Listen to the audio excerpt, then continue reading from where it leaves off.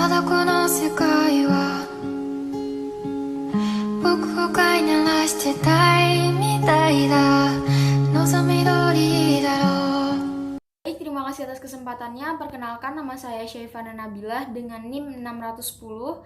Terima kasih atas kesempatannya. Saya Fatima Resestri Levante Mariono dengan NIM 2019 310 740. Baik, terima kasih atas kesempatannya. Selamat siang rekan-rekan. Perkenalkan, saya Selin Cecilia Parosi dengan NIM 2019 310 752. Assalamualaikum warahmatullahi wabarakatuh. Terima kasih atas kesempatannya. Saya Hafiz Oktaran Maulana, NIM 2019 310 762. Di sini saya dari kelompok 8 dan kelompok kami akan mempresentasikan hasil ide riset kami, yaitu penerapan e-commerce dalam UMKM di daerah Jombang, Jawa Timur guna memperbaiki stabilitas ekonomi pasca pandemi COVID-19. Poin pertama adalah latar belakang penelitian. Dampak dari COVID-19 memang sudah menjadi perhatian bagi seluruh masyarakat. Banyaknya kegiatan di luar rumah yang akhirnya harus dibatasi karena virus ini membuat banyak sektor terkena imbas. Salah satu contohnya adalah sektor perekonomian. Tidak hanya perusahaan-perusahaan besar, tetapi UMKM pun merasakan hal yang serupa. Bahkan dengan omset yang dapat dibilang masih cukup minim, para pelaku UMKM harus memutar otak untuk tetap bertahan saat maupun pasca pandemi ini. Kota besar maupun kota kecil semuanya merasakan hal yang sama tentunya. Seperti halnya di kota kecil Jombang, Jawa Timur, dilansir dari beberapa web, sekitar 2.000 UMKM di sana merasakan dampak pandemi COVID-19. Meskipun pemerintah menjanjikan stimulus keuangan untuk para pelaku UMKM, tentu harus tetap ada usaha yang dilakukan para pelaku untuk dapat membantu roda perekonomian di kota Jombang ini berjalan dengan stabil kembali. Kemajuan teknologi di masa pandemi juga berjalan sangat pesat. Yang awalnya dipaksa karena kebutuhan, sekarang menjadi keseharian yang tidak bisa lepas dari masyarakat di seluruh dunia. Teknologi mampu membantu masyarakat tetap terhubung satu sama lain dan berguna pula untuk memperhatikan perkembangan dunia di luar sana. Maka dengan kecanggihan teknologi, para pelaku UMKM di Jombang, Jawa Timur juga tidak boleh menutup mata. Meskipun ada di kota kecil, tetapi mempelajari teknologi akan sangat membantu bagi usaha mereka. Contohnya teknologinya adalah e-commerce. E-commerce di sini adalah sebuah istilah jual beli online yang makin lama semakin bersahabat di telinga masyarakat. Tanpa harus bertemu langsung secara tatap muka, proses jual beli dapat tetap berjalan sebagaimana biasanya. Lalu apakah para pelaku UMKM di Jombang sudah beralih menggunakan e-commerce untuk menyelamatkan perekonomian? Dalam penelitian inilah kami akan menelaah lebih dalam terkait penerapan dan keefektifan e-commerce oleh UMKM di Jombang, Jawa Timur. Untuk tujuan dari penelitian ini sendiri adalah mengetahui seberapa banyak pelaku UMKM di Jombang, Jawa Timur yang sudah menerapkan e-commerce untuk membantu kelangsungan usahanya. Dan mencari tahu pula apakah e-commerce ini benar-benar efektif untuk membantu UMKM di Jombang pada masa sulit seperti sekarang ini atau tidak. Lalu ada manfaat dari penelitian ini sendiri. Hasil dari penelitian ini nantinya akan menjadi gambaran bagi para pelaku UMKM bahwa masa pandemi maupun new normal bukan penghalang untuk mendapatkan keuntungan. Apabila semua sudah bisa dilakukan secara lebih efektif dan efisien menggunakan e-commerce, tentunya hal ini juga akan menjadi keuntungan bagi para penjual maupun pembeli. Terkhususnya di kota Jombang yang masih sulit ditemukan angkutan umum, hal ini pasti akan sangat membantu. Hanya dengan device yang digunakan dari rumah masing-masing, barang yang diinginkan bisa dikirim dan sampai dengan aman ke tujuan. Terima kasih, sekian dari saya, selanjutnya akan dilanjutkan oleh rekan saya. Baik, selanjutnya di sini saya akan menjelaskan mengenai motivasi riset.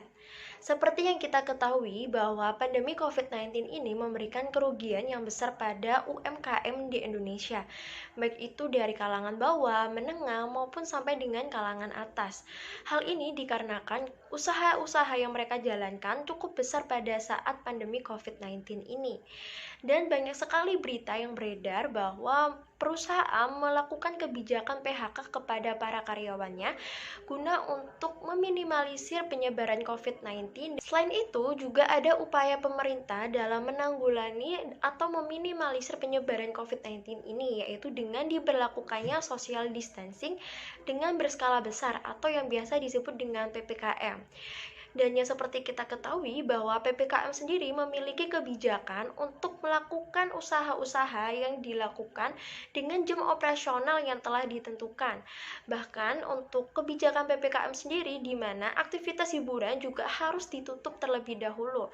Sehingga hal ini membuat para masyarakat tidak bisa untuk bebas dalam berbelanja, baik itu sesuai kebutuhan maupun berbelanja yang lainnya. Nah, adanya fenomena tersebut, maka kelompok kami melakukan analisis dalam memahami apa saja peran dari e-commerce dalam UMKM, tepatnya di daerah Jombang, Jawa Timur, untuk memperbaiki stabilitas pada sektor perekonomian. Selanjutnya, di sini saya akan menjelaskan mengenai penelitian terdahulu. Yang pertama yaitu ada penelitian dari Hanoa Tubun pada tahun 2020 dan Taufik dan Ayu Ningtyas pada tahun 2020 yang menyimpulkan bahwa COVID-19 membawa dampak terhadap penurunan perekonomian di Indonesia, terutama di bidang bisnis transportasi umum, pariwisata, perhotelan, pusat perbelanjaan, serta perdagangan offline yang hanya fokus pada kunjungan langsung konsumen. Kemudian yang kedua yaitu penelitian dari Hadiwardio pada tahun 2020 memperlihatkan bahwa adanya COVID-19 ini juga menimbulkan kerugian ekonomi secara nasional. Melihat dampak menurunnya perekonomian akibat pandemi ini, maka pelaku usaha banyak yang beralih ke bisnis online atau yang disebut dengan perdagangan elektronik atau e-commerce. E-commerce sendiri terbukti mampu mendorong pertumbuhan perekonomian di Indonesia seperti dalam penelitian Surdayonot Al 2020. Dan yang ketiga, penelitian dari Alfonsius juga pada tahun 2020 menyimpulkan bahwa e-commerce merupakan solusi bagi pelaku bisnis untuk memenuhi permintaan konsumen selama masa pandemi. Bagaimana sejalan dengan penelitian Bati tahun 2020 yang menemukan bahwa e-commerce tumbuh pesat selama COVID-19 ini dan dijadikan sebagai salah satu sumber pengganti dan dianggap sebagai penggerak ekonomi teratas dalam kondisi saat ini. Selanjutnya, di sini saya akan menjelaskan mengenai landasan teori. Sebelumnya, kita harus mengetahui dulu bagaimana dan apa itu pandemi COVID-19.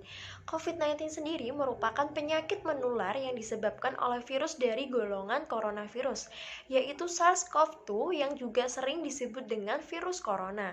Sebagian besar orang yang tertular COVID-19 ini akan mengalami gejala ringan sampai dengan gejala yang sedang. Jika orang yang mengalami gejala ringan, maka mereka akan pulih tanpa dengan penanganan khusus. Namun, jika orang yang mengalami gejala sedang, maka orang tersebut akan mengalami sakit parah dan memerlukan bantuan dari medis. Virus COVID-19 ini dapat menyebar dari mulut atau hidung orang yang terinfeksi melalui partikel cairan kecil ketika orang tersebut batuk, bersin, berbicara, bernyanyi, ataupun bernafas. Selanjutnya yaitu mengenai e-commerce. Menurut Turban 2004 di dalam buku Electronic Commerce yang mendefinisikan bahwa e-commerce merupakan proses jual beli atau pertukaran barang, jasa, dan juga informasi menggunakan media jaringan komputer. Serta menurut Mickey dan Marshall tahun 2004 dalam Ramadan tahun 2012, mereka mendefinisikan bahwa e-commerce merupakan penggunaan jaringan komputer termasuk internet untuk melakukan bisnis seperti pembelian, penjualan, bertukar produk, jasa, dan juga informasi. Dan yang terakhir yaitu dari UMKM. Seperti yang tertera dalam Undang-Undang Republik Indonesia Nomor 20 Tahun 2008 tentang usaha mikro kecil dan menengah, pengertian UMKM dapat dibagi menjadi 3 golongan, yaitu yang pertama ada usaha mikro, merupakan usaha produktif milik orang, perorangan, atau badan usaha perorangan yang memenuhi kriteria usaha mikro sebagaimana diatur dalam undang-undang ini dan memiliki kekayaan bersih paling banyak sebesar 50 juta rupiah atau memiliki hasil penjualan tahunan paling banyak 300 juta rupiah. Kemudian untuk yang kedua yaitu usaha kecil merupakan usaha ekonomi produktif yang berdiri sendiri yang dilakukan oleh orang, perorangan, atau badan usaha yang bukan merupakan anak perusahaan atau bukan cabang perusahaan yang dimiliki, dikuasai, atau menjadi bagian baik langsung maupun tidak langsung dari usaha menengah atau usaha besar.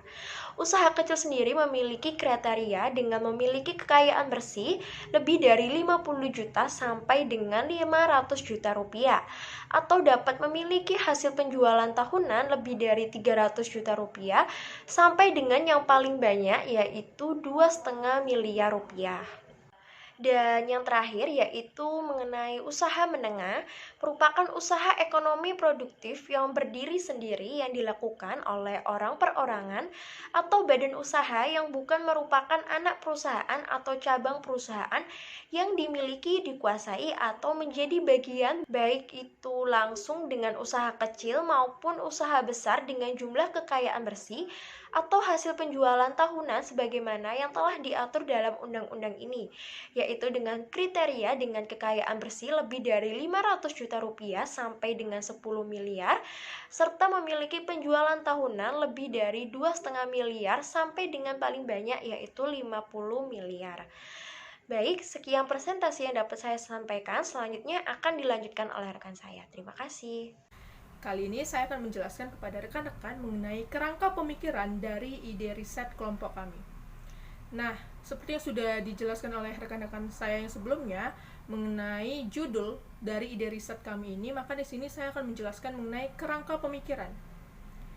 Nah, rekan-rekan, pandemi COVID-19 menimbulkan dampak dalam kehidupan sehari-hari di berbagai bidang, terutama dalam sektor perekonomian. Dampak tersebut pastinya dirasakan oleh semua negara di dunia, tidak terkecuali negara Indonesia. Namun dengan adanya pandemi, tidak menjadi penghalang untuk tidak meneruskan bisnis atau usaha yang ada. Dapat diperhatikan penggunaan platform seperti e-commerce menjadi salah satu yang dapat digunakan untuk meningkatkan usaha atau bisnis sejak adanya pandemi. Nah, hal ini pastinya memberikan gambaran yang positif bagi para pelaku usaha UMKM yang sedang menjalankan bisnis. Sekarang ini, banyak sekali masyarakat yang memilih untuk berbelanja secara online, yang pastinya akan lebih praktis. Alasannya mengapa? Pastinya karena masyarakat atau konsumen lebih memilih melakukan transaksi penjualan dan pembelian secara online dibandingkan pergi ke toko secara langsung, karena konsumen dapat memilih dan membeli barang tanpa harus datang ke outlet secara langsung, tetapi bisa dilakukan hanya di rumah saja, terutama di situasi pandemi COVID-19 saat ini. Nah, semenjak diberlakukannya kebijakan social distancing dan work from home, membuat banyak sekali pelaku UMKM ini beralih menggunakan e-commerce. Nah, hal tersebut menyebabkan meningkatnya pertumbuhan e-commerce di Indonesia juga, seperti itu. Saat ini, para pelaku UMKM di daerah Jombang, Jawa Timur menggunakan internet yang dipadukan dengan teknologi dalam menjalankan usaha mereka.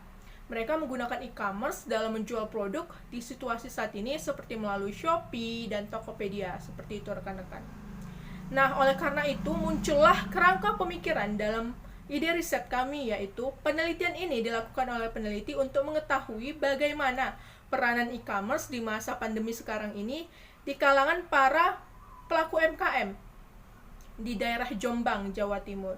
Nah, selanjutnya apakah peran e-commerce ini dalam perekonomian di daerah Jombang ini mampu menjadi upaya penggerak perekonomian masyarakat di situasi pandemi COVID-19 saat ini?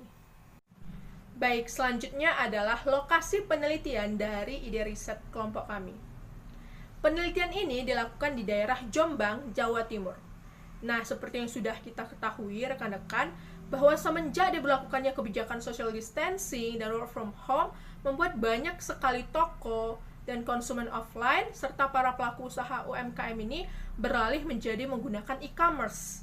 Hal tersebut pastinya didukung dengan adanya teknologi yang mumpuni sebagai salah satu pemanfaatan dalam e-commerce, sehingga akan semakin luas dan banyak sekali pengguna media sosial sebagai wadah serta sarana dalam berbisnis online di masa pandemi seperti saat ini. Seperti itu rekan-rekan. Nah, lalu mengapa peneliti kami melakukan penelitian di daerah ini? Tentunya alasan peneliti melakukan penelitian di daerah Jombang dikarenakan di daerah ini terdapat banyak sekali pelaku usaha UMKM sebagai mata pencaharian masyarakat yang pastinya relevan dengan topik penelitian yang ada, sehingga daerah ini cocok untuk menjadi lokasi penelitian dari ide riset ini.